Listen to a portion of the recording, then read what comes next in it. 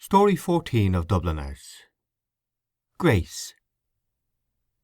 Two gentlemen who were in the lavatory at the time tried to lift him up, but he was quite helpless. He lay curled up at the foot of the stairs down which he had fallen. They succeeded in turning him over.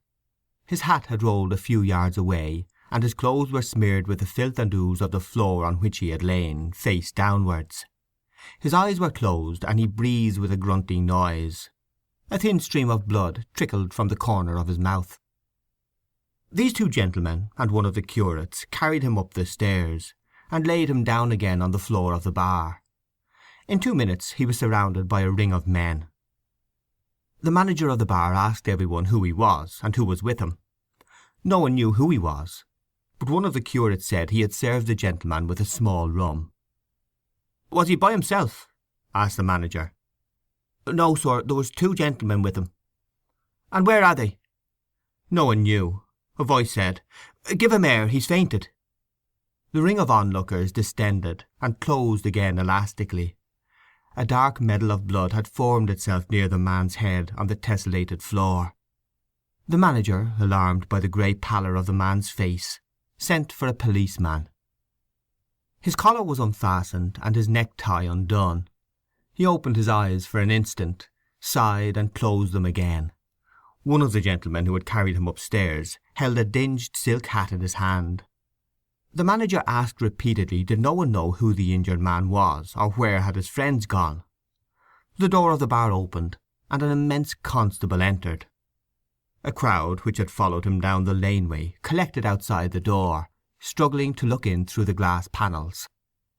The manager at once began to narrate what he knew. The constable, a young man with thick immobile features, listened. He moved his head slowly to right and left, and from the manager to the person on the floor, as if he feared to be the victim of some delusion. Then he drew off his glove, produced a small book from his waist, licked the lead of his pencil, and made ready to indite. He asked in a suspicious provincial accent, "Who is the man? What's his name and address?" A young man in a cycling suit cleared his way through the ring of bystanders. He knelt down promptly beside the injured man, and called for water. The constable knelt down also to help. The young man washed the blood from the injured man's mouth, and then called for some brandy. The constable repeated the order in an authoritative voice, until a curate came running with a glass. The brandy was forced down the man's throat. In a few seconds he opened his eyes and looked about him. He looked at the circle of faces, and then, understanding, strove to rise to his feet. "You're all right now?" asked the young man in the cycling suit. "It's nothing," said the injured man, trying to stand up. He was helped to his feet. The manager said something about a hospital, and some of the bystanders gave advice. The battered silk hat was placed on the man's head. The constable asked, "Where do you live?" The man, without answering, began to twirl the ends of his moustache. He made light of his accident. It was nothing," he said. "Only a little accident." He spoke very thickly. "Where do you live?" repeated the constable. The man said they were to get a cab for him. While the point was being debated, a tall, agile gentleman of fair complexion, wearing a long yellow ulster, came from the far end of the bar. Seeing the spectacle, he called out, "Hello, Tom, old man. What's the trouble?" "It's nothing," said the man. The newcomer surveyed the deplorable figure before him, and then turned to the constable, saying, "It's all right, constable. I'll see him home." The constable touched his helmet and answered, "All right, Mr. Power." "Come now, Tom," said Mr. Power, taking his friend by the arm. "No bones broken, what? Can you walk?" The young man in the cycling suit took the man by the other arm, and the crowd divided. "How did you get yourself into this mess?" asked Mr. Power. "The gentleman fell down the stairs," said the young man. "I very much obliged to you, sir," said the injured man. "Not at all." "As we have a little—" "Not now, not now." The three men left the bar, and the crowd sifted through the doors into the laneway. The manager brought the constable to the stairs to inspect the scene of the accident. They agreed that the gentleman must have missed his footing. The customers returned to the counter, and the curate set about removing the traces of blood from the floor. When they came out into Grafton Street, Mr. Power whistled for an outsider. The injured man said again, as well as he could, "I very much obliged to you, sir. I hope we'll meet again. My name is Kiernan." The shock and the incipient pain had partly sobered him. "Don't mention it," said the young man. They shook hands. Mr. Kiernan was hoisted onto the car, and while Mr. Power was giving directions to the carman, he expressed his gratitude to the young man, and regretted that they could not have a little drink together. "Another time," said the young man. The car drove off towards Westmoreland Street. As it passed Ballast Office, the clock showed 9:30. A keen east wind hit them, blowing from the mouth of the river. Mr. Kiernan was huddled together with cold. His friend asked him to tell how the accident had happened. "I can't, man," he answered. "My tongue is hurt." "Show." The other leaned over the well of the car and peered into Mr. Kiernan's mouth, but he could not see. He struck a match, and sheltering it in the shell of his hands, peered again into the mouth, which Mr. Kiernan opened obediently. The swaying movement of the car brought the match to and from the opened mouth. The lower teeth and gums were covered with clotted blood, and a minute piece of the tongue seemed to have been bitten off. The match was blown out. "That's ugly," said Mr. Power. "Sure, it's nothing," said Mr. Kiernan, closing his mouth, and pulling the collar of his filthy coat across his neck. Mr. Kiernan was a commercial traveller of the old school, which believed in the dignity of its calling. He had never been seen in the city without a silk hat of some decency and a pair of gaiters. By grace of these two articles of clothing, he said, a man could always pass muster. He carried on the traditions of his Napoleon, the great Black-White, whose memory he evoked at times by legend and mimicry. Modern business methods had spared him only so far as to allow him a little office in Crow Street, on the window blind of which was written the name of his firm with the address London, E.C. On the mantelpiece of this little office a little leaden battalion of canisters was drawn up, and on the table before the window stood 4 or 5 china bowls, which were usually half full of a black liquid. From these bowls Mr. Kiernan tasted tea. He took a mouthful, drew it up, saturated his palate with it, and then spat it forth into the grate. Then he paused to judge. Mr. Power, a much younger man, was employed in the Royal Irish Constabulary Office in Dublin Castle. The arc of his social rise intersected the arc of his friend's decline, but Mr. Kiernan's decline was mitigated by the fact that certain of those friends who had known him at his highest point of success still esteemed him as a character. Mr. Power was one of these friends. His inexplicable debts were a byword in his circle. He was a debonair young man. The car halted before a small house on the Glasnevin road, and Mr. Kiernan was helped into the house. His wife put him to bed, while Mr. Power sat downstairs in the kitchen, asking the children where they went to school and what book they were in. The children, 2 girls and a boy, conscious of their father's helplessness and of their mother's absence, began some horse play with him. He was surprised at their manners and at their accents, but his brow grew thoughtful. After a while Mrs. Kiernan entered the kitchen, exclaiming, "Such a sight! Oh, he'll do for himself one day, and that's the holy alls of it. He's been drinking since Friday."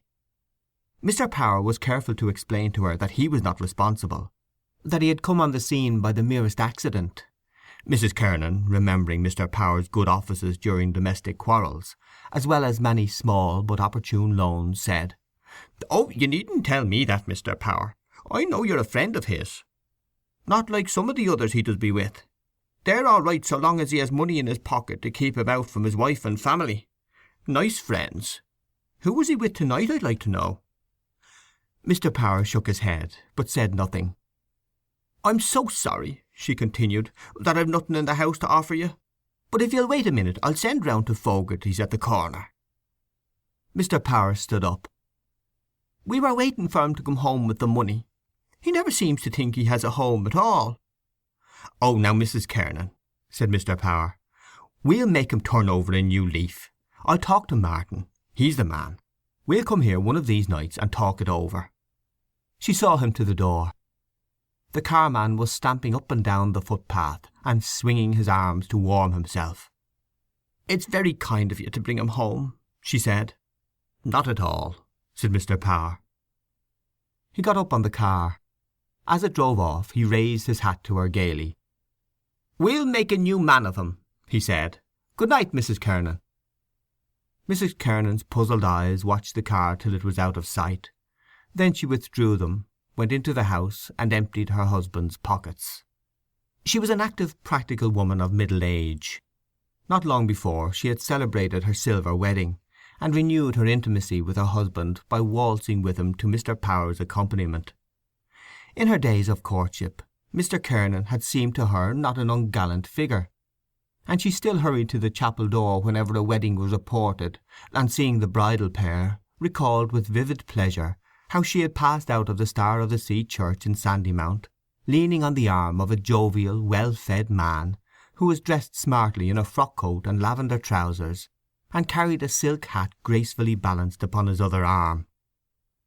After 3 weeks she had found a wife's life irksome, and later on, when she was beginning to find it unbearable, she had become a mother. The part of mother presented to her no insuperable difficulties, and for 25 years she had kept house shrewdly for her husband. Her 2 eldest sons were launched. One was in a draper's shop in Glasgow, and the other was a clerk to a tea merchant in Belfast. They were good sons, wrote regularly, and sometimes sent home money. The other children were still at school. Mr. Kernan sent a letter to his office next day and remained in bed. She made beef tea for him and scolded him roundly. She accepted his frequent intemperance as part of the climate, healed him dutifully whenever he was sick, and always tried to make him eat a breakfast. There were worse husbands. He had never been violent since the boys had grown up, and she knew that he would walk to the end of Thomas Street and back again to book even a small order. 2 nights after, his friends came to see him. She brought them up to his bedroom, the air of which was impregnated with a personal odour, and gave them chairs at the fire. Mr. Kernan's tongue, the occasional stinging pain of which had made him somewhat irritable during the day, became more polite. He sat propped up in the bed by pillows, and the little colour in his puffy cheeks made them resemble warm cinders. He apologized to his guests for the disorder of the room, but at the same time looked at them a little proudly, with a veteran's pride. He was quite unconscious that he was the victim of a plot, which his friends, Mr. Cunningham, Mr. McCoy, and Mr. Power, had disclosed to Mrs. Kernan in the parlour. The idea had been Mr. Power's, but its development was entrusted to Mr. Cunningham. Mr. Kernan came of Protestant stock, and though he had been converted to the Catholic faith at the time of his marriage, he had not been in the pale of the church for 20 years. He was fond, moreover, of giving side thrusts to Catholicism. Mr. Cunningham was the very man for such a case. He was an elder colleague of Mr. Power. His own domestic life was not very happy. People had great sympathy with him, for it was known that he had married an unpresentable woman, who was an incurable drunkard. He had set up house for her 6 times, and each time she had pawned the furniture on him. Every one had respect for poor Martin Cunningham. He was a thoroughly sensible man, influential and intelligent. His blade of human knowledge, natural astuteness particularized by long association with cases in the police courts, had been tempered by brief immersions in the waters of general philosophy. He was well informed. His friends bowed to his opinions, and considered that his face was like Shakespeare's. When the plot had been disclosed to her, Mrs. Kernan had said, "I leave it all in your hands, Mr. Cunningham." After a quarter of a century of married life she had very few illusions left. Religion for her was a habit, and she suspected that a man of her husband's age would not change greatly before death. She was tempted to see a curious appropriateness in his accident, and but that she did not wish to seem bloody-minded, would have told the gentleman that Mr. Kernan's tongue would not suffer by being shortened. However, Mr. Cunningham was a capable man, and religion was religion. The scheme might do good, and at least it could do no harm. Her beliefs were not extravagant. She believed steadily in the Sacred Heart as the most generally useful of all Catholic devotions, and approved of the sacraments. Her faith was bounded by her kitchen, but if she was put to it, she could believe also in the Banshee and the Holy Ghost. The gentlemen began to talk of the accident. Mr. Cunningham said that he had once known a similar case. A man of 70 had bitten off a piece of his tongue during an epileptic fit, and the tongue had filled in again so that no one could see a trace of the bite. "Well, I'm not 70, said the invalid. "God forbid," said Mr. Cunningham. "It doesn't pain you now?" asked Mr. McCoy. Mr. McCoy had been at one time a tenor of some reputation. His wife, who had been a soprano, still taught young children to play the piano at low terms. His line of life had not been the shortest distance between 2 points, and for short periods he had been driven to live by his wits. He had been a clerk in the Midland Railway, a canvasser for advertisements for the Irish Times and the Freeman's Journal, a town traveller for a coal firm on commission, a private inquiry agent, a clerk in the office of the sub-sheriff, and he had recently become secretary to the city coroner. His new office made him professionally interested in Mr. Kernan's case. "Pain? Not much," answered Mr. Kernan, "but it's so sickening. I feel as if I wanted to retch off." "That's the booze," said Mr. Cunningham firmly. "No," said Mr. Kernan. "I think I caught a cold on the car. There's something keeps coming into me throat. Phlegm or—" "Mucus," said Mr. McCoy. "It keeps coming like from down in me throat. Sickening." "Yes, yes," said Mr. McCoy. "That's the thorax." He looked at Mr. Cunningham and Mr. Power at the same time, with an air of challenge. Mr. Cunningham nodded his head rapidly, and Mr. Power said, "No, well, all's well that ends well." "I'm very much obliged to you, old man," said the invalid. Mr. Power waved his hand. "Those other 2 fellas I was with." "Who were you with?" asked Mr. Cunningham. "A chap. I don't know his name. Damn it now, what's his name? Little chap with sandy hair." "And who else?" "Harford." "Ah," said Mr. Cunningham. When Mr. Cunningham made that remark, people were silent. It was known that the speaker had secret sources of information. In this case the monosyllable had a moral intention. Mr. Harford sometimes formed one of a little detachment which left the city shortly after noon on Sunday, with the purpose of arriving as soon as possible at some public house on the outskirts of the city, where its members duly qualified themselves as bona fide travellers. But his fellow travellers had never consented to overlook his origin. He had begun life as an obscure financier, by lending small sums of money to workmen at usurious interest. Later on he had become the partner of a very fat, short gentleman, Mr. Goldberg, in the Liffey Loan Bank. Though he had never embraced more than the Jewish ethical code, his fellow Catholics, whenever they had smarted in person or by proxy under his exactions, spoke of him bitterly as an Irish Jew and an illiterate, and saw divine disapproval of usury made manifest through the person of his idiot son. At other times they remembered his good points. "I wonder where did he go to?" said Mr. Kernan. He wished the details of the incident to remain vague. He wished his friends to think there had been some mistake, that Mr. Harford and he had missed each other. His friends, who knew quite well Mr. Harford's manners in drinking, were silent. Mr. Power said again, "All's well that ends well." Mr. Kernan changed the subject at once. "That was a decent young chap, that medical fella," he said. "Only for him." "Oh, only for him," said Mr. Power. "It might have been a case of 7 days without the option of a fine." "Yes, yes," said Mr. Kernan, trying to remember. "I remember now there was a policeman. Decent young fella he seemed. How did it happen at all?" "It happened that you were polluter, Tom," said Mr. Cunningham gravely. "True, Bill," said Mr. Kernan, equally gravely. "I suppose you squared the constable, Jack," said Mr. McCoy. Mr. Power did not relish the use of his Christian name. He was not straight-laced, but he could not forget that Mr. McCoy had recently made a crusade in search of valises and portmanteaus to enable Mrs. McCoy to fulfil imaginary engagements in the country. More than he resented the fact that he had been victimized, he resented such low playing of the game. He answered the question, therefore, as if Mr. Kernan had asked it. The narrative made Mr. Kernan indignant. He was keenly conscious of his citizenship, wished to live with his city on terms mutually honourable, and resented any affront put upon him by those whom he called country bumpkins. "Is this what we pay rates for?" he asked. "To feed and clothe these ignorant bostooms, and they're nothing else?" Mr. Cunningham laughed. He was a castle official only during office hours. "How could they be anything else, Tom?" he said. He assumed a thick provincial accent, and said in a tone of command, 65, catch your cabbage." Everyone laughed. Mr. McCoy, who wanted to enter the conversation by any door, pretended that he had never heard the story. Mr. Cunningham said, "It is supposed, they say, to take place in the depot where they get these thundering big country fellas, Omadons, to drill.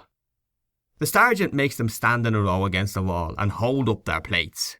He illustrated the story by grotesque gestures. "At dinner, Then he has a bloody big bowl of cabbage before him on the table, and a bloody big spoon like a shovel. He takes up a wad of cabbage on the spoon and pegs it across the room, and the poor devils have to try and catch it on their plates. 65, catch your cabbage." Everyone laughed again, but Mr. Kernan was somewhat indignant still. He talked of writing a letter to the papers. "Those yahoos coming up here," he said, "think they can boss the people. I needn't tell you, Martin, what kind of men they are." Mr. Cunningham gave a qualified assent. "It's like everything else in this world," he said. "You get some bad ones, and you get some good ones." "Oh, yes, you get some good ones, I admit," said Mr. Kernan, satisfied. "It's better to have nothing to say to them," said Mr. McCoy. "That's my opinion." Mrs. Kernan entered the room, and placing a tray on the table said, "Help yourselves, gentlemen." Mr. Power stood up to officiate, offering her his chair. She declined it, saying she was ironing downstairs, and after having exchanged a nod with Mr. Cunningham behind Mr. Power's back, prepared to leave the room. Her husband called out to her, "And have you nothing for me, ducky?" "Oh, you! The back of me hand to you," said Mrs. Kernan tartly. Her husband called after her, "Nothing for poor little hubby?" He assumed such a comical face and voice that the distribution of the bottles of stout took place amid general merriment.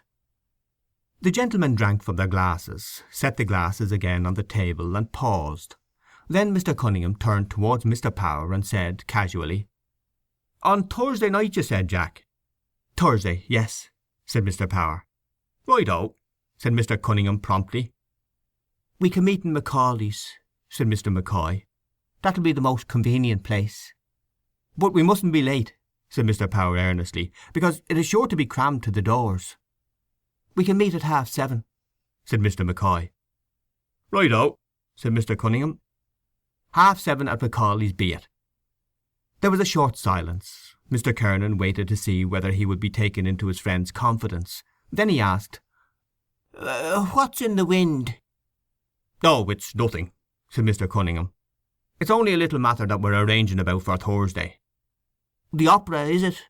said Mr. Kernan. "No, no," said Mr. Cunningham in an evasive tone.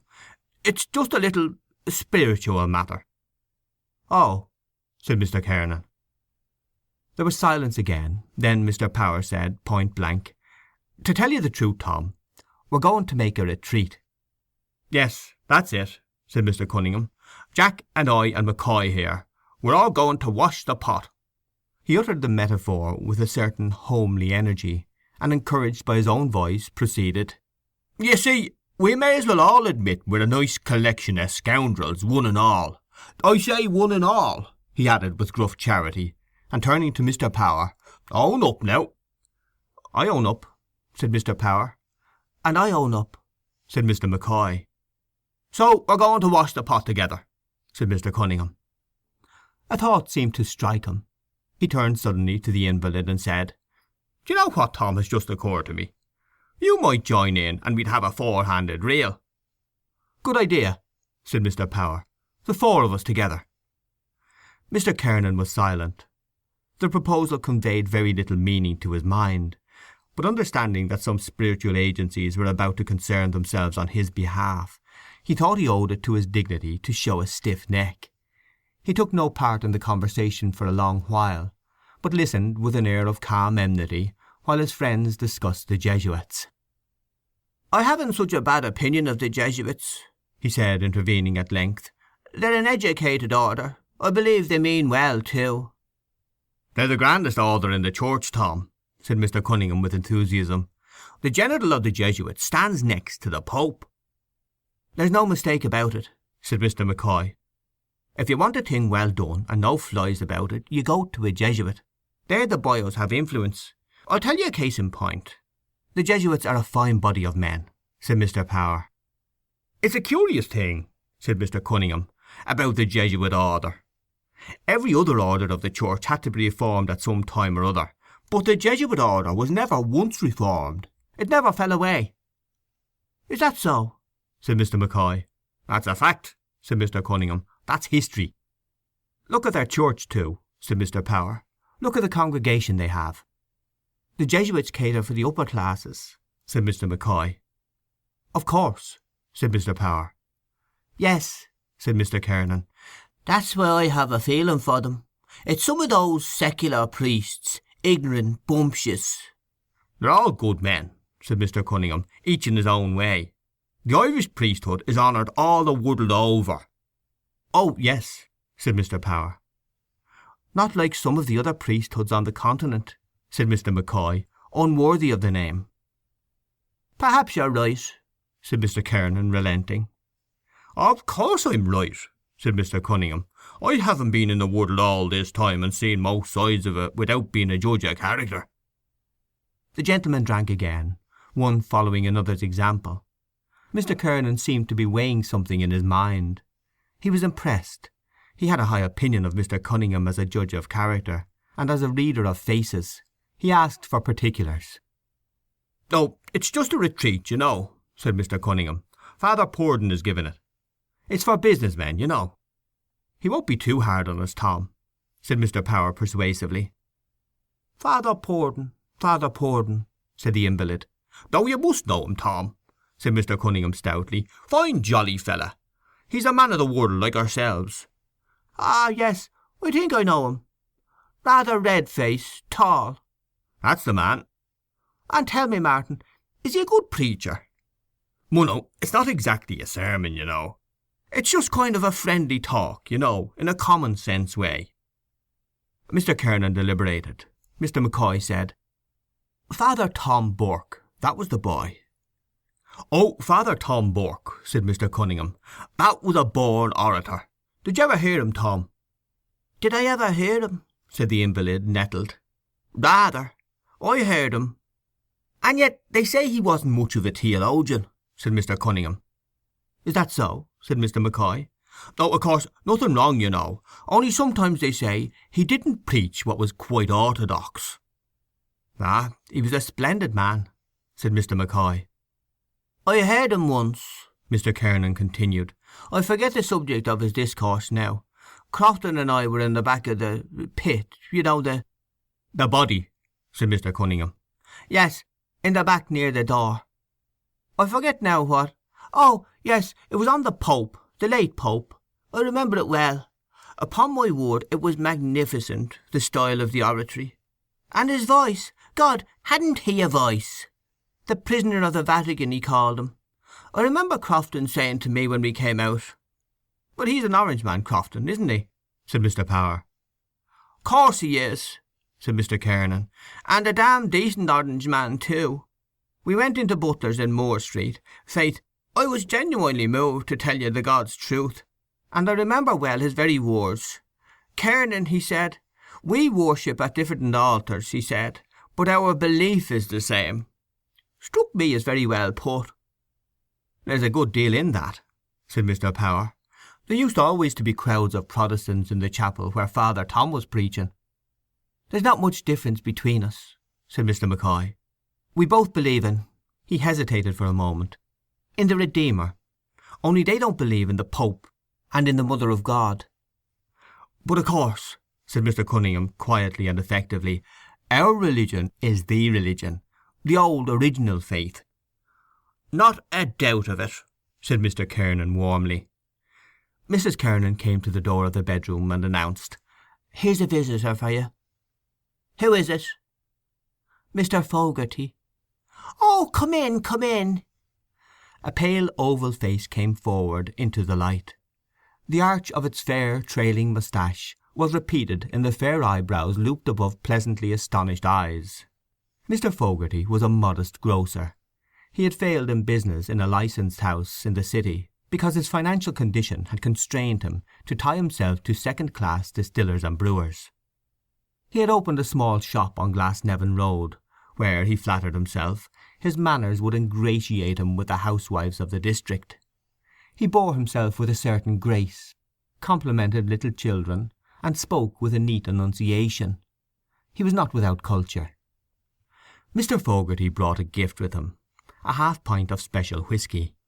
He inquired politely for Mr. Kernan, placed his gift on the table, and sat down with the company on equal terms. Mr. Kernan appreciated the gift all the more, since he was aware that there was a small account for groceries unsettled between him and Mr. Fogarty. He said, "I wouldn't doubt you, old man. Open that, Jack, will you?" Mr. Power again officiated. Glasses were rinsed, and 5 small measures of whisky were poured out. This new influence enlivened the conversation. Mr. Fogarty, sitting on a small area of the chair, was specially interested. "Pope Leo the 13th," said Mr. Cunningham, "was one of the lights of the age. His great idea, you know, was the union of the Latin and Greek churches. That was the aim of his life." "I often heard he was one of the most intellectual men in Europe," said Mr. Power. "I mean, apart from his being Pope." "So he was," said Mr. Cunningham, "if not the most so. His motto, you know, as Pope, was lux upon lux, light upon light." "No, no," said Mr. Fogarty eagerly. "I think you're wrong there. It was lux in tenebris, I think. Light in darkness." "Oh yes," said Mr. McCoy. "Tenebrae." "Allow me," said Mr. Cunningham positively. "It was lux upon lux, and Pius IX, his predecessor's motto was crux upon crux, that is, cross upon cross, to show the difference between their two pontificates." The inference was allowed.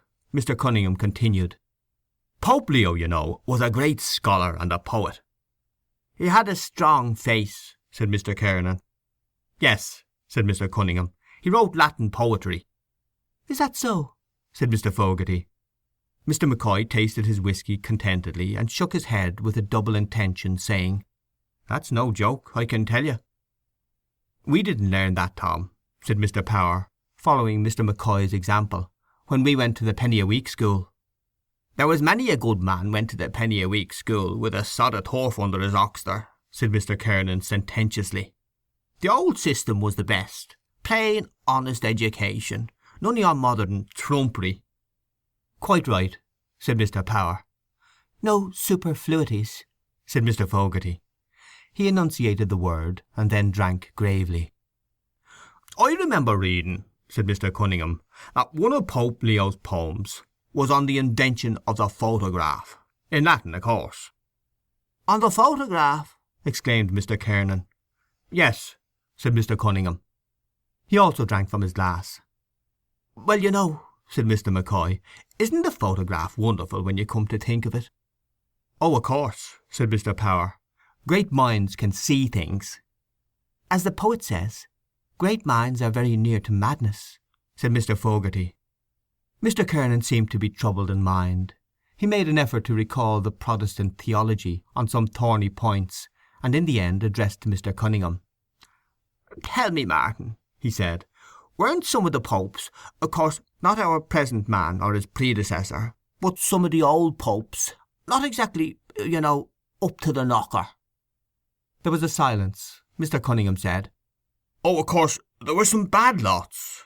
But the astonishing thing is this. Not one of them, not the biggest drunkard, not the most out-and-out ruffian, not one of them ever preached ex cathedra a word of false doctrine. Now, isn't that an astonishing thing?" "That is," said Mr. Kernan. "Yes, Because when the Pope speaks ex cathedra, Mr. Fogarty explained, he is infallible. Yes, said Mr. Cunningham. Oh, I know all about the infallibility of the Pope. I remember I was younger then, or was it that— Mr. Fogarty interrupted. He took up the bottle and helped the others to a little more. Mr. McCoy, seeing that there was not enough to go round, pleaded that he had not finished his first measure. The others accepted under protest. The light music of whisky falling into glasses made an agreeable interlude. "What was that you were saying, Tom?" asked Mr. McCoy. "Papal infallibility," said Mr. Cunningham. "That was the greatest scene in the whole history of the Church." "How was that, Martin?" asked Mr. Power. Mr. Cunningham held up two thick fingers. "In the Sacred College, of cardinals and archbishops and bishops, there were two men who held out against it while the others were all for it. The whole conclave except these two was unanimous. No, they wouldn't have it." "Ha!" said Mr. McCoy.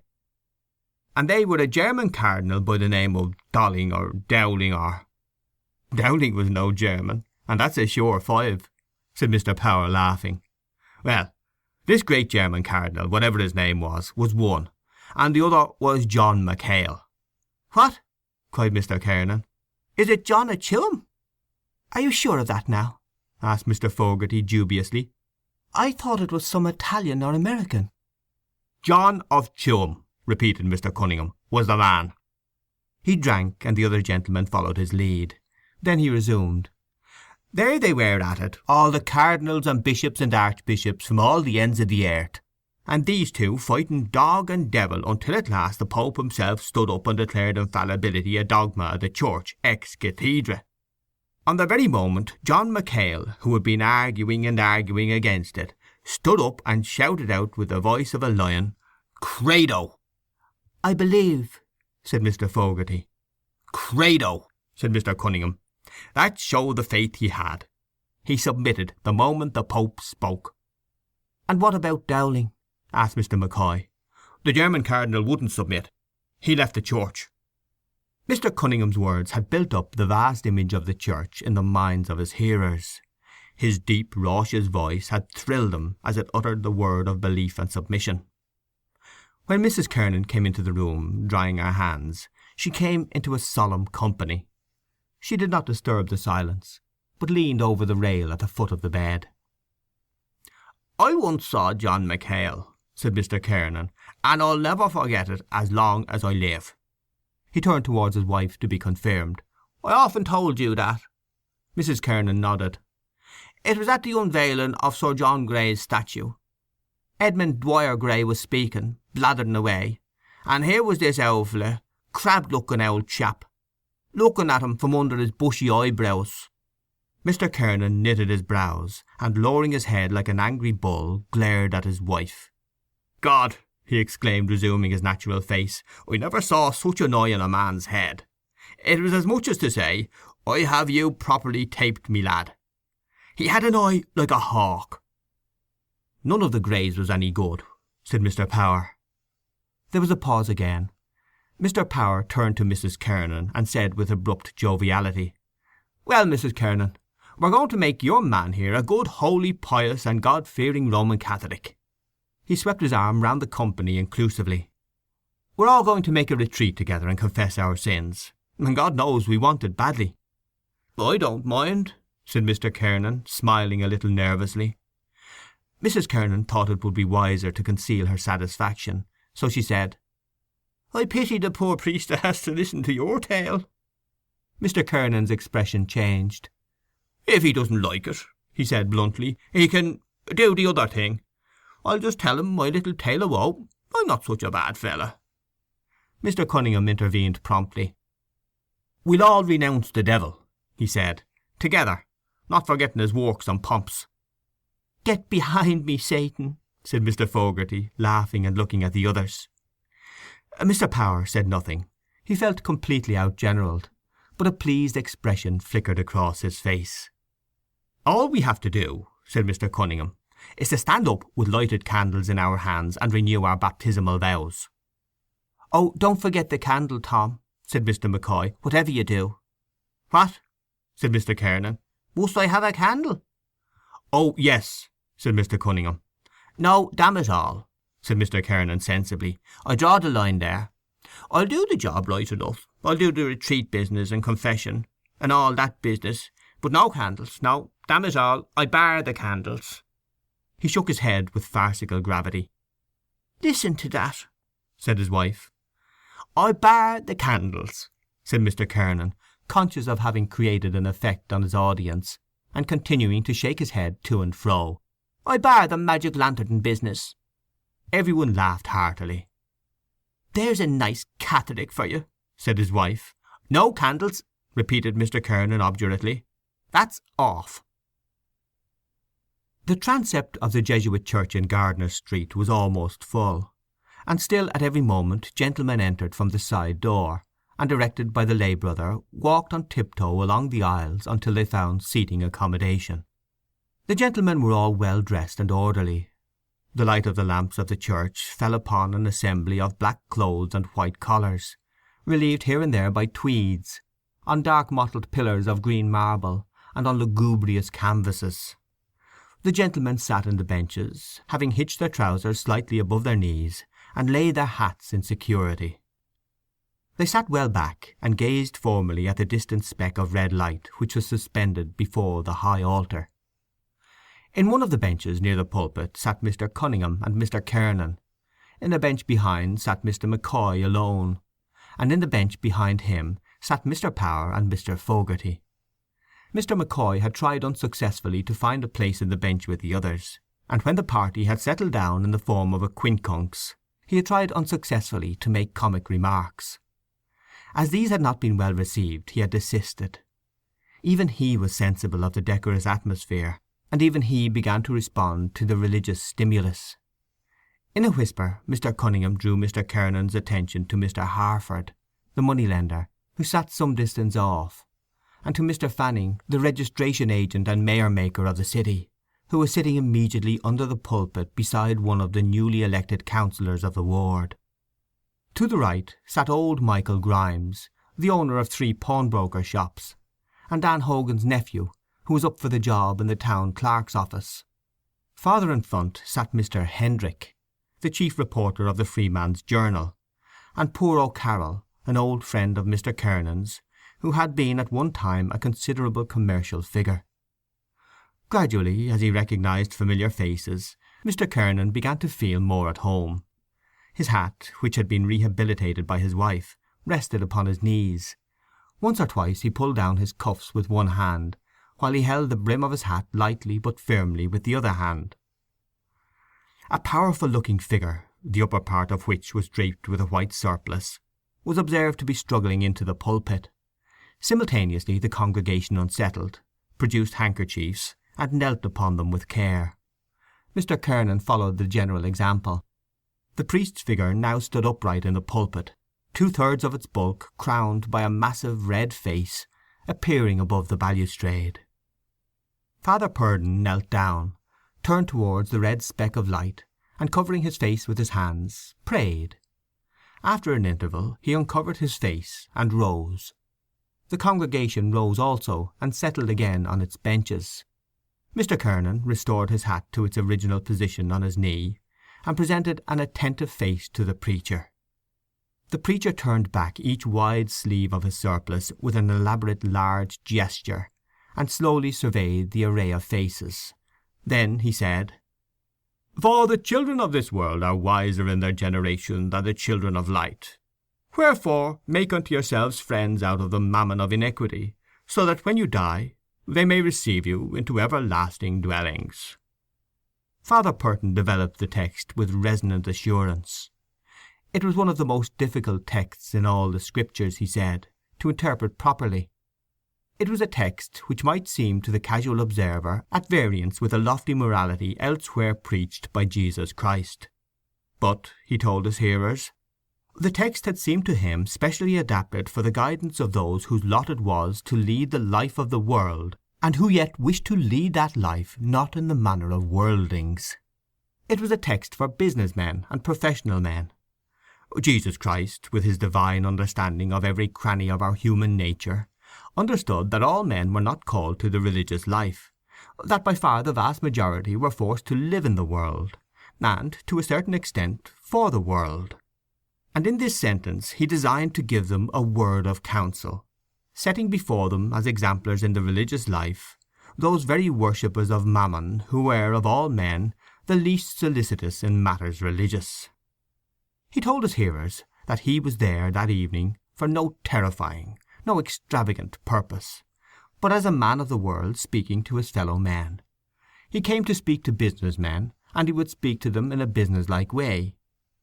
If he might use the metaphor, he said, he was their spiritual accountant, and he wished each and every one of his hearers to open his books, the books of his spiritual life, and see if they tallied accurately with conscience. Jesus Christ was not a hard taskmaster. He understood our little failings, understood the weaknesses of our poor fallen nature, understood the temptations of this life. We might have had, we all had from time to time, our temptations. We might have, we all had, our failings. But one thing only, he said, he would ask of his hearers, and that was to be straight and manly with God. If their accounts tallied in every point, say, "Well, I have verified my accounts. I find all well." But if, as might happen, there were some discrepancies, to admit the truth, to be frank, and say like a man, "Well, I have looked into my accounts. I find this wrong and this wrong, but with God's grace I will rectify this and this. I will set right my accounts." End of Story 14. Grace.